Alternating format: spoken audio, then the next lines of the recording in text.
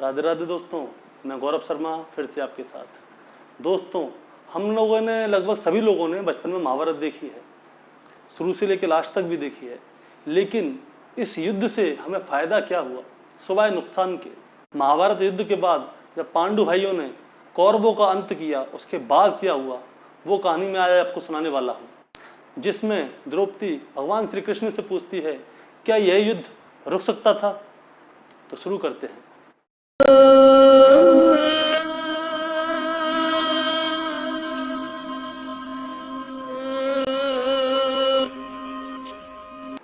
18 दिन के युद्ध ने द्रौपदी को 80 वर्ष की उम्र जैसा कर दिया था, शारीरिक रूप से भी और मानसिक रूप से भी।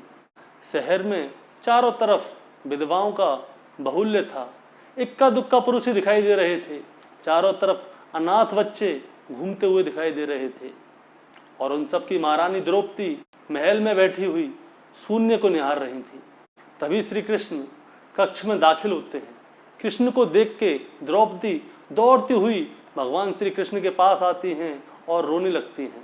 भगवान श्री कृष्ण अपने हाथ से द्रौपदी के सर को सहलाते हैं और उन्हें रोने देते हैं। थोड़ी देर बाद भगवान श्री कृष्ण द्रौपदी को उठाते हैं और नज़दीक में ही बैठा लेते हैं। द्रौपदी कहती हैं, यह क्या हो गया सखा, ऐसा तो मैंने कभी सोचा ही न था। तो श्री कृष्ण कहते हैं, नियति बड़ी क्रूर होती है पांचाली, यह हमारे सोचने के अनुसार कभी नहीं चलती, यह हमारे कर्मों को परिणाम में बदल देती है।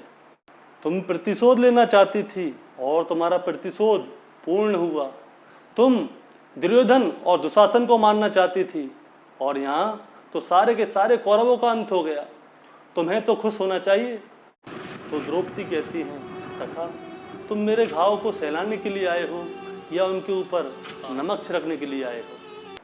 तो श्री कृष्ण कहते हैं, नहीं द्रौपदी, मैं तो तुम्हें वास्तविकता से अवगत कराने के लिए आया हूँ। हमारे कर्मों के परिणाम को हम दूर तक नहीं देख पाते और जब वह हमारे नज़दीक आते हैं तो हमारे हाथ में कुछ नहीं होता।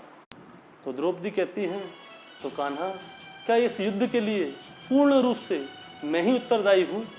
तो कृष्ण कहते हैं, नहीं द्रौपदी, तुम स्वयं को इतना महत्वपूर्ण मत समझो, लेकिन तुम अपने कर्मों में थोड़ी दूरदर्शिता रखती तो स्वयं इतना कष्ट कभी ना पाती।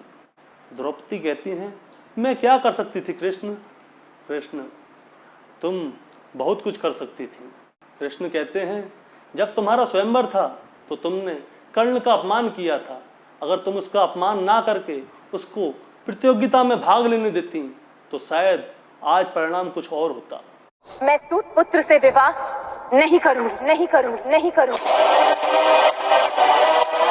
और उसके बाद कुंती ने तुम्हें 5 पतियों की पत्नी बनने के लिए आदेश दिया।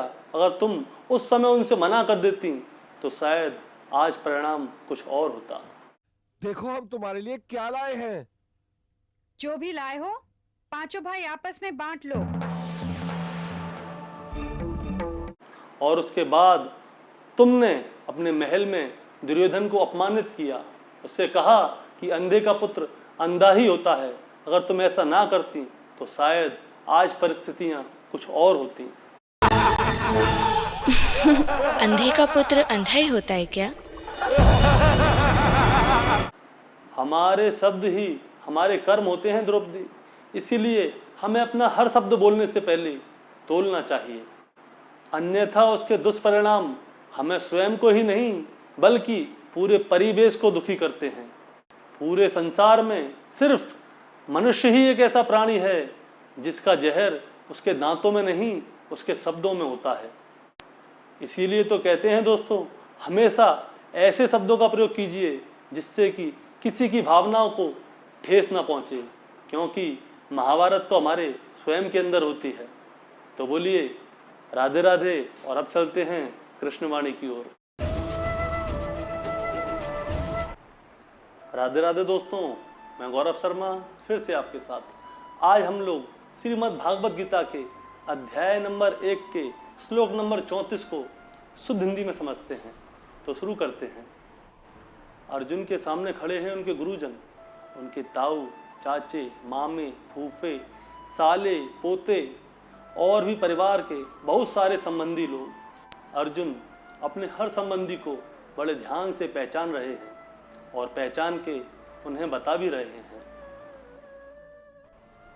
तो बोलिए राधे राधे। दोस्तों, आपको अगर हमारी कहानियाँ अच्छी लगती हैं और श्रीमद् भागवत गीता के अध्याय और इसके श्लोक शुद्ध हिंदी में सुनना पसंद है तो आप लोग हमारा चैनल सब्सक्राइब कर सकते हैं और हमारी वीडियो को लाइक करके और इसको आगे शेयर भी कर सकते हैं। तो बोलिए राधे राधे।